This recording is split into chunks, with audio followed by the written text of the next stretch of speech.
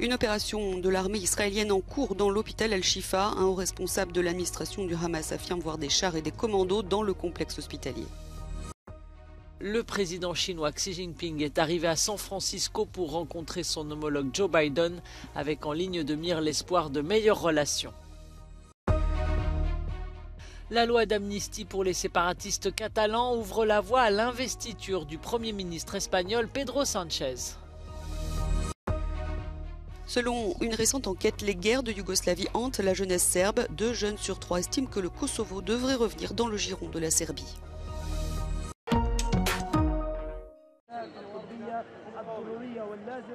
L'armée israélienne a annoncé mener une opération ciblée et de précision contre le Hamas dans un secteur spécifique de l'hôpital Al-Shifa. Au 40e jour de la guerre, des chars sont entrés dans le complexe hospitalier. Des dizaines de soldats et de commandos ont débarqué aux urgences et à la réception, affirment des témoins, alors que 10 000 Palestiniens, personnel médical, patients et déplacés se trouvent sur site. Un site considéré comme militairement stratégique par Israël et les États-Unis. I can confirm for you that we have information that Hamas and the Palestinian Islamic Jihad use some hospitals in the Gaza Strip, including Al-Shifa, and tunnels underneath them to conceal and to support their military operations and to hold hostages. Dans la journée, le ministère de la Santé du Hamas avait appelé un cessez-le-feu pour évacuer des douzaines de bébés prématurés qui n'avaient pas de couveuse en état de marche. Après plusieurs jours de frappes aériennes autour de l'hôpital, l'électricité est toujours coupée.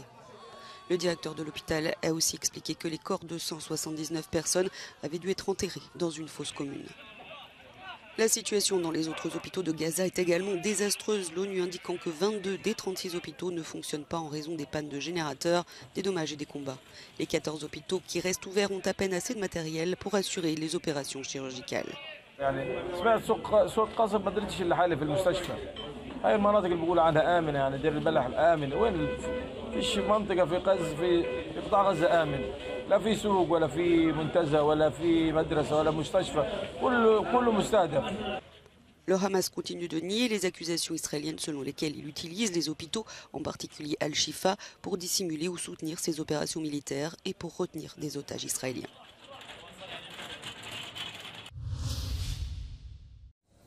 Au Proche-Orient, alors que la société civile israélienne est encore sous le choc après les attaques du Hamas du 7 octobre dernier et que les troupes de Tsahal continuent leur offensive dans la bande de Gaza, les voix dissidentes ont été réduites au silence.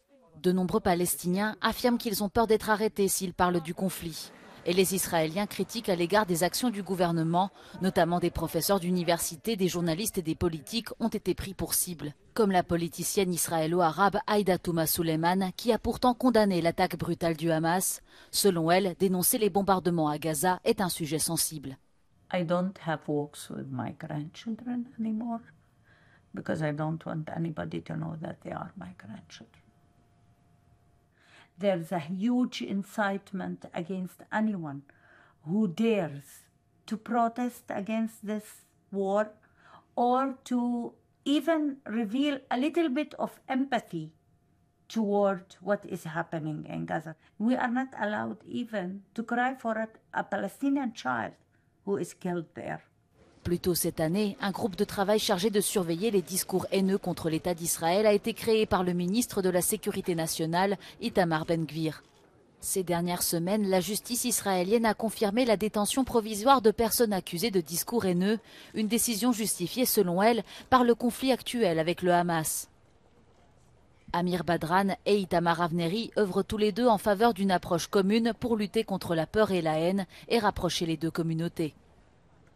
Both sides, I'm afraid. Jews and Arabs are afraid. But Arabs are still being threatened. Many arrests are done to young people, and not only to young people, because of really nothing that they were doing on the social networks. A like that they put, or a simple picture that they had, and they're immediately taken for terrorists, or people that are supporters of Hamas. Jewish people are very anxious, they fear, they are very, very afraid. There's a war in Gaza, people are also anxious, especially the Jews in our It's very natural, but we are trying to de-escalate it and to prevent violence to erupt. Un responsable du gouvernement israélien a déclaré à Euronews que les autorités surveillent les incitations à la haine et enquêtent sur chaque cas.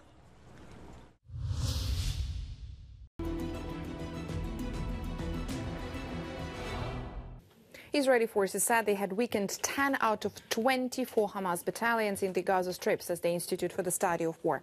The IDF published a report explaining how it has been working to eliminate Hamas operatives and commanders in the field and senior level since the 7th of October. Now, the report says Hamas is comprised of 30,000 militia fighters in the Gaza Strip, which are divided into 5 regional brigades and 24 battalions. Each battalion is comprised of several strongholds and military outposts. The IDF said that its ground forces are fighting in the areas of several battalions and that they had assassinated 5 leaders with various roles in Hamas intelligence services, anti-armor units and special forces. C'est un sommet très attendu.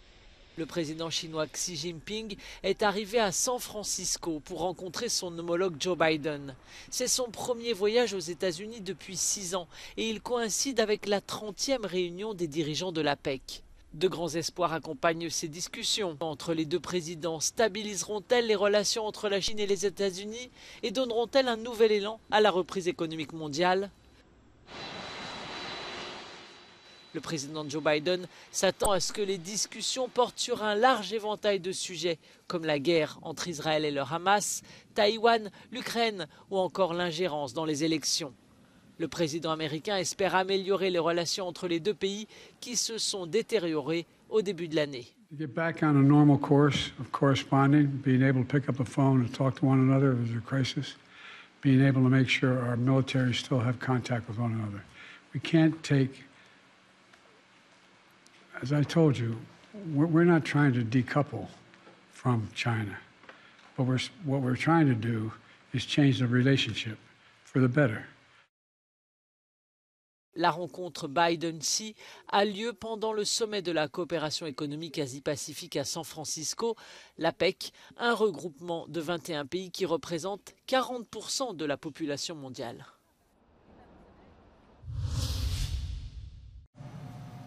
Aux États-Unis, élus démocrates et républicains ont adopté une rallonge budgétaire. Cette nouvelle rallonge permettrait d'éviter une paralysie de l'administration américaine.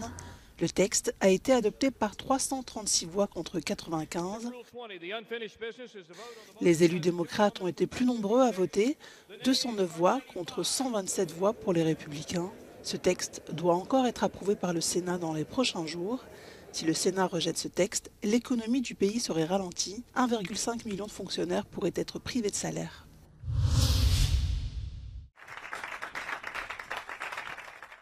C'était une condition essentielle pour que les séparatistes catalans soutiennent Pedro Sánchez, la loi d'amnistie.